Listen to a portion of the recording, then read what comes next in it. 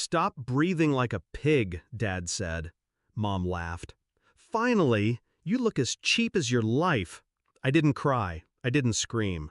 I wiped the blood and made sure they would never laugh again. I woke to the sound of glass shattering, except it wasn't the floor it hit, it was my face. A sting, a warmth, my vision blurred red. Dad's shadow loomed above me, his breath heavy with whiskey. Mom sat in the doorway, arms crossed, smirking like it was a show she'd bought tickets for. They didn't see fear in my eyes that night. They saw calculation. It wasn't always like this. Once they were my protectors. I used to wait by the window for Dad to come home, thinking his footsteps meant safety. I used to believe Mom's laughter was joy, not cruelty disguised as humor. But I learned early, in this house, love was a weapon. Affection came with sharp edges. At first I told myself they were just tired, stressed. The insults started small, the punishments smaller, until smaller became a bruise on my ribs, until smaller became the sound of my jaw clicking when I chewed. The night of the glass wasn't the first time they hurt me, but it was the first time I stopped being their victim. Lying there, blood soaking my pillow, I realized something. People like them don't stop until someone stops them, and I would. I didn't fight them head on. That's how you lose. I became quiet, agreeable, harmless. I laughed at Dad's jokes, flinched on cue, thanked Mom for her honesty. They thought I'd broken. What I'd really done was disappear into the walls of their lives, watching, listening, learning. Dad liked control. He liked money more. Mom liked status.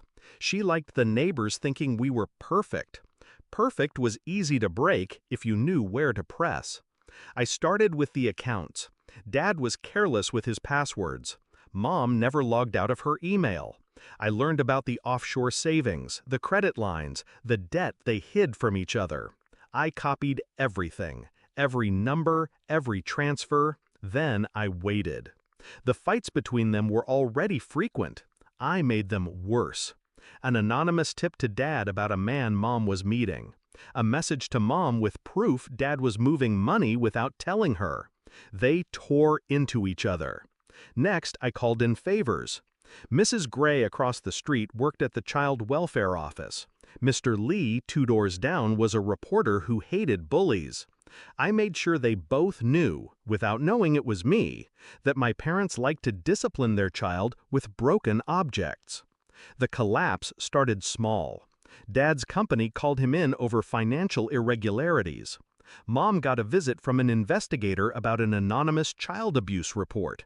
The neighbors stopped waving. They didn't know I was behind it. Not yet. The night I ended it, I invited them to dinner. Family night, I said. I cooked their favorites. They came, tense but curious. Halfway through the meal, I placed 2 envelopes on the table. One had photos, Dad with his secretary, Mom with her bruises on me. The other had bank statements, transfers, and offshore account numbers. Their faces drained as they realized the other was seeing everything too. "Where did you get these?" Dad demanded. "You don't need to know," I said. Mom's voice shook. You did this?" I smiled. "I made sure the world sees you the way I do." By the time the police knocked, I'd already called the press. By the time the neighbors gathered on the street, Dad was in cuffs for fraud. Mom was screaming at reporters, mascara running. And I stood in the doorway, calm, bloodless this time. I didn't stay to watch them drive away. Justice isn't in the spectacle, it's in the silence after. The house was quiet for the first time in years. I could hear my own breathing, steady and unafraid. They thought they'd taught me fear. They taught me patience. And patience is what killed them, long before the law did. I still breathe loudly sometimes, not because I have to, because I can.